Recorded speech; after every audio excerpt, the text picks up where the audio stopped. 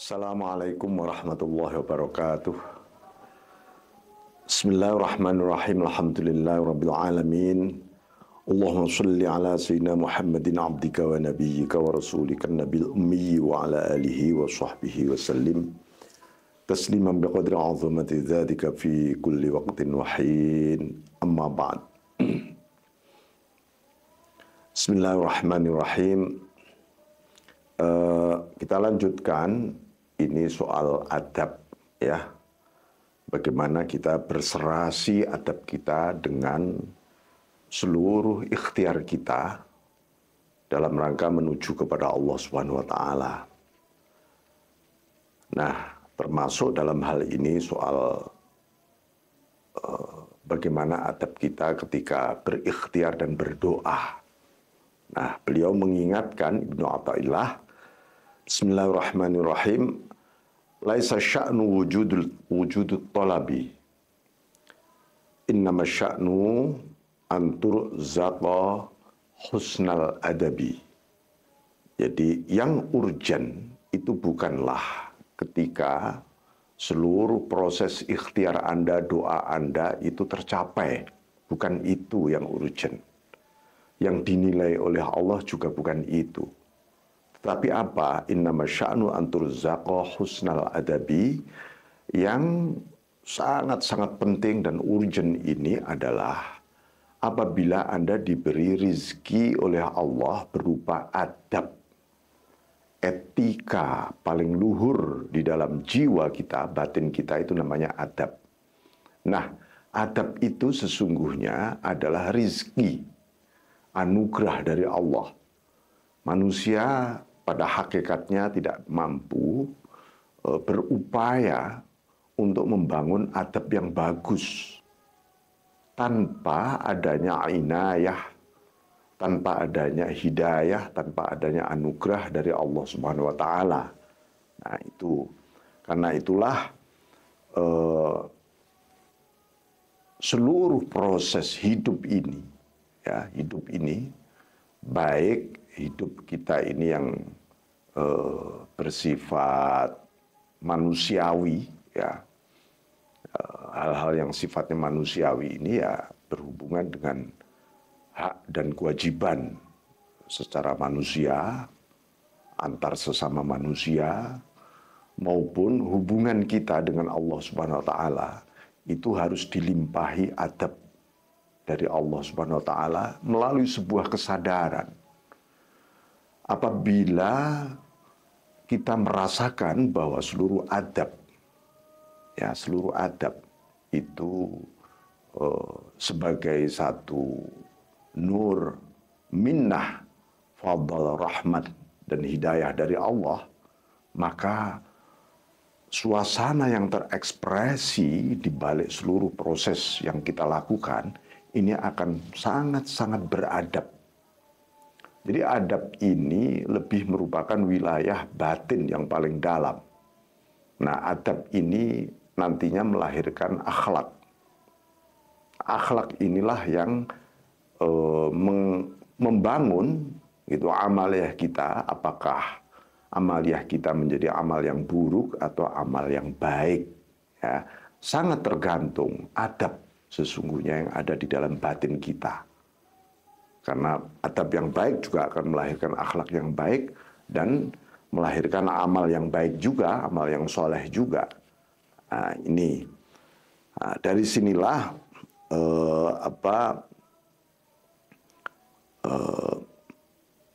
adab ini sebenarnya dari seluruh adab yang ada, hubungan kita khususnya dengan Allah Subhanahu wa taala itu hanya terbagi dua, adab zahir.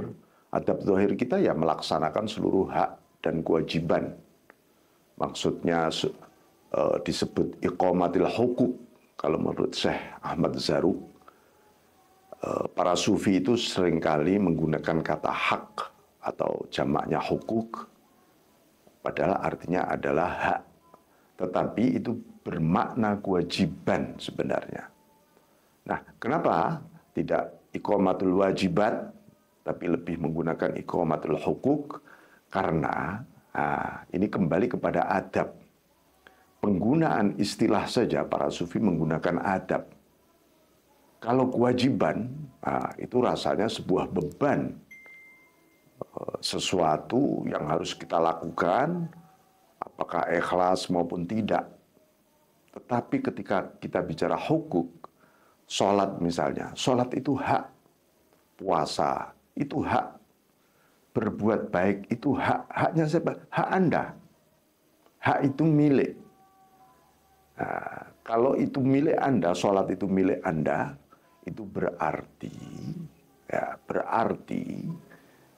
Anda merasakan ketika sholat ini milikku. Kalau aku tidak lakukan dengan sebaik-baiknya, merawat dengan sebaik-baiknya, dengan seikhlas dan sekhusyuknya, ya maka aku mengabaikan, menelantarkan milikku sendiri. Begitu milik itu kita terlantarkan, langsung dicuri oleh setan. Langsung, automatically. Diintai, dicuri oleh setan, diganti dengan apa? Diganti dengan riya, takabur, ujub, iri, dengki, dan seterusnya. Akhlak-akhlak buruk itu.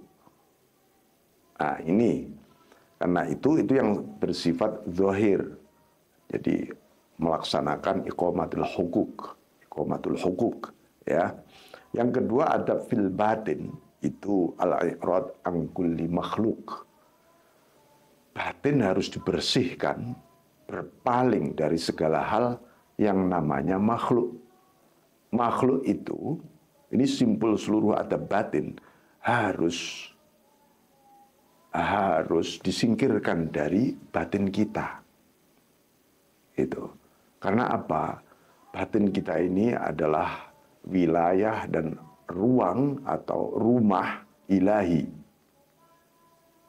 Tidak satupun unsur-unsur selain Allah ada di dalam batin. Nah, itu namanya nanti ada kemusyrikan di dalam batin kita. Makanya disebut jihadul akbar, itu perjuangan besar, itu wilayah batin. Agar seluruh musuh-musuh dan musuh terbesar di dalam batin kita adalah nafsu. Nafsu adalah eksistensi dari kemakhlukan kita. Nah, itu sesungguhnya. Nah, inilah perlunya kita membangun bahasa.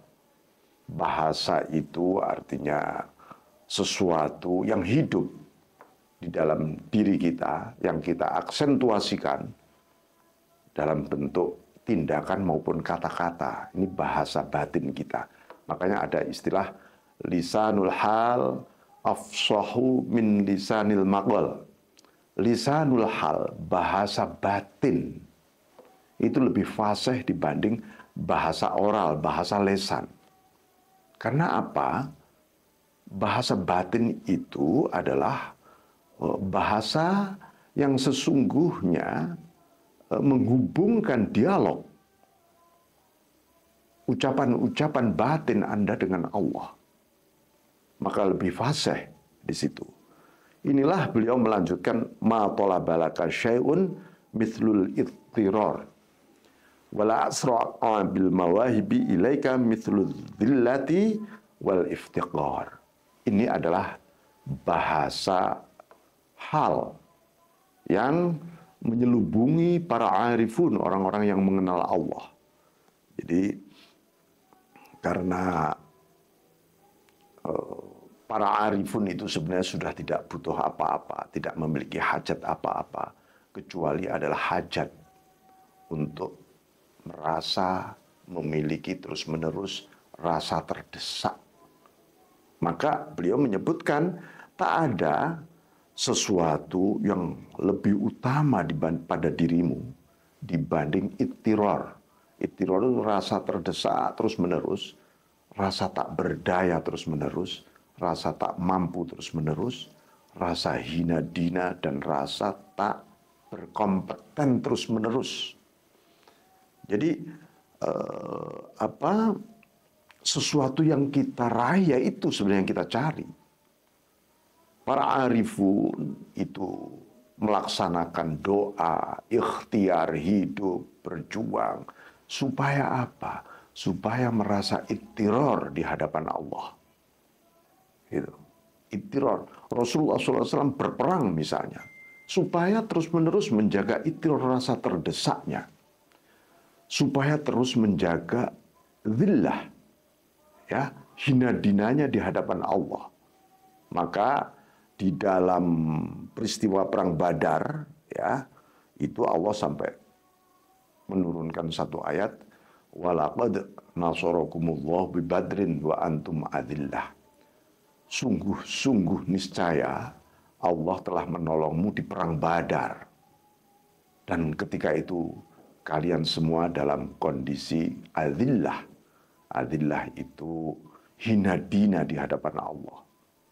Jadi para sahabat Nabi dan para sahabat itu ketika jihadul asghar di perang secara fisik, batinnya melakukan jihadul akbar, yaitu melawan seluruh sifat-sifat buruk, sifat-sifat manusiawi yang menumbuhkan egoisme dan seterusnya, keangkuhan nafsu dan seterusnya. Nah, itu diperangi juga sampai pada tahap adillah. Karena pada adillah itulah menjadi wadah dari nasrum minallah tadi. Jadi walaqad nasarakumullah, Allah benar-benar menolong seseorang ketika secara fisik, secara material dia kelihatannya sukses, tertolong, hebat, menang. Tapi kalau jiwanya tidak merasakan hina dina di hadapan Allah, itu namanya istidraj. Ya, dielulu saja oleh Allah, nanti dalam rangka dijungkirkan. Na'udzubillah. Nah, inilah wala asra'a bil mawahibi ilaika mithlu dhillati wal iftiqar. Nah, ini tak ada yang lebih mempercepat anugerah-anugerah Allah kepadamu dibanding rasa seperti rasa dhillah, rasa hina dina, rasa butuh banget. Terdesak, iftikor itu rasa butuh yang sangat-sangat mendesak. Jadi begini, Anda ketika berdoa merasakan nggak hina dina Anda di hadapan Allah? Merasakan sangat butuh nggak kepada Allah? Ya, maka di Quran disebutkan ya Yuhannas antumul fuqara ilallah.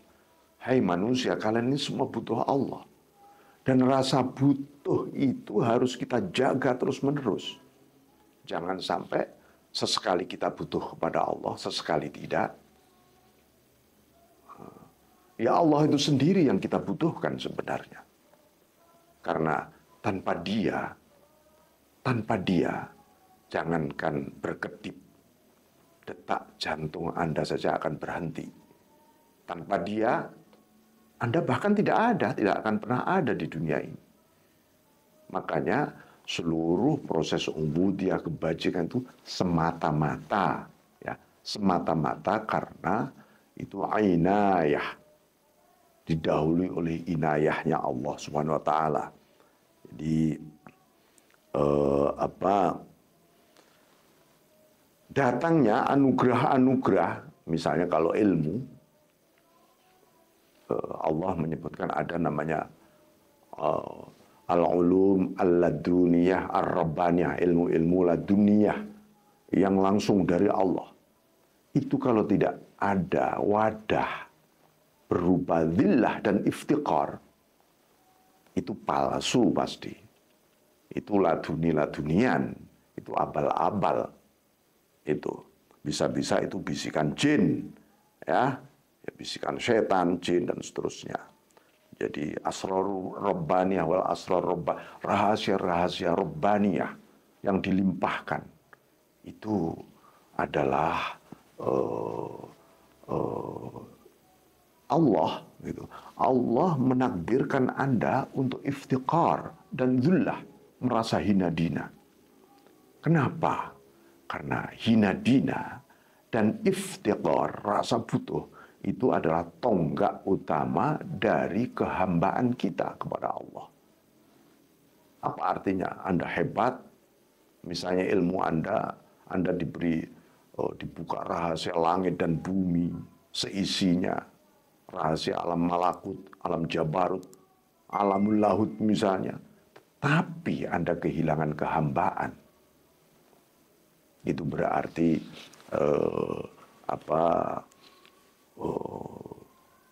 Anda sedang memasuki satu lubang gelap, lubang hitam yang gelap, ya, berupa kehancuran itu sendiri. Bismillahirrahmanirrahim. Inilah suasana ittiror itu ya. Kalau digambarkan misalnya gini, Anda tidak bisa renang, ya, Anda tenggelam di laut yang penuh dengan gelombang yang dahsyat. Anda pasti merasakan suasana terdesak yang luar biasa untuk bisa ditolong. Gitu. Maka ketika Anda berdoa, mestinya adab Anda seperti itu. Seperti orang yang tenggelam di dalam lautan, yang Anda sendiri tidak berenang, bahkan mungkin suara Anda tidak ada yang mendengar. Nah, itu adalah mempercepat pertolongan dan anugerah Allah. Anda merasakan, ya Allah, hina banget diriku, nggak berdaya banget. Nah, ini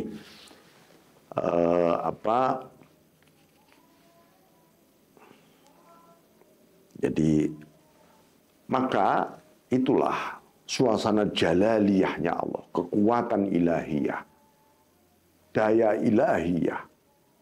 Ketika tampil, tampak, Anda baru juga merasakan suasana idlal, ya, suasana rasa lemah, ya. Jadi ini begitu Anda merasakan anugerah dan pertolongan ilahiyah, maka tajalli sifat jamaliyahnya Allah begitu tampak semuanya, dan Anda semakin hina dina, semakin Anda merasakan keindahan ilahiyah. Gitu. Nah, ini ya, karena itu rasa miskin, innamas shadaqat lil fuqara wal masakin. Sedekah itu diberikan pada fakir miskin itu secara sosial, secara syariat. Tetapi secara hakikat, sedekahnya Allah berupa anugerah Allah, hidayah, nur, inayah, taufik, ya. Semua itu adalah sedekahnya Allah kepada hambanya. Tapi diberikan kepada siapa? Oleh Allah. Kepada orang-orang yang fakir banget kepada Allah. Gitu. Anda berdoa, tapi yang Anda butuhkan bukan Allah, tapi Anda butuh makhluk. Berupa dunia, berupa ini, dan seterusnya. Butuh itu ya Allah. Kepada Allah. Ya Allah, aku butuh Engkau, Allah. Seringkali saya ingatkan, kenapa kita itu oleh Rasulullah dianjurkan sholat hajat. Ya supaya sifat ittiror, rasa terdesak tadi, rasa kepepet pol tadi, itu selalu ada hadir di hadapan kita. Yaitu bahwa kita terus-menerus menggantung nantinya. I'tisam billah, ta'alluq birububiyatihi. Menggantungkan diri pada sifat-sifat rububiyahnya Allah. Nah, inilah karena seorang hamba adalah seseorang yang nggak berdaya sebenarnya, ya, di hadapan tuannya. Nah, itu demikian, dan ini saya tutup dengan ungkapan Sahal bin Abdullah At-Tustari, seorang mufassir dan seorang sufi besar. Ya, beliau mengatakan ma'adharo abdun faqatan ilallahi fi syai'in illa qala Allah ta'ala lil malaikah laula annahu la yahtamilu kalami la ahbabtuhu labbaik labbaik la ajabtuhu labbaik labbaik. Jadi andai kata, gitu kata Allah Subhanahu wa taala kepada para malaikat ini, ya. Gara-gara apa? Seorang hamba menampakkan rasa faqah, rasa butuh banget kepada Allah. Ya, maka tak ada kecuali Allah berkata kepada para malaikatnya, andai saja dia tidak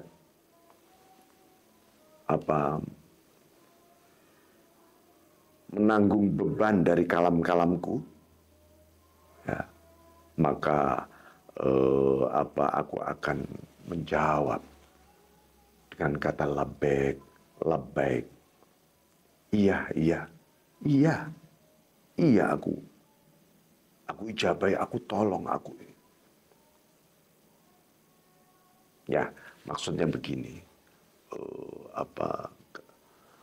kata labbaik ini kan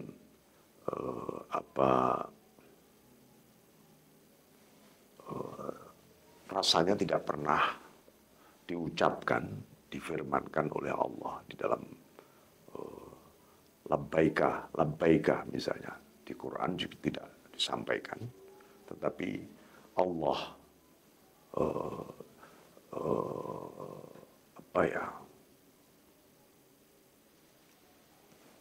berfirman seperti itu, ya, di dalam melalui satu kepada para malaikatnya, ya, kepada para malaikatnya. Ini menunjukkan betapa maha pedulinya Allah, direct, langsung, ya. Dan Allah menjawab semua doa-doa al-muttar. Maka di Quran disebutkan amman yujibul muttar idza da'ah wa yakshifus su'a wa yaj'alukum khulafa'al ardi a ilahun ma'allahi qalilan ma tadhakkarun. Siapalah yang menjawab doa orang-orang yang merasakan keterdesakan. Nah, ini kuncinya.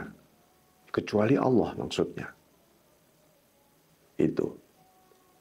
Idza da'ah, ketika seseorang berdoa kepada Allah dan Allah menghapus, membuang, menyingkirkan seluruh keburukan. Artinya apa?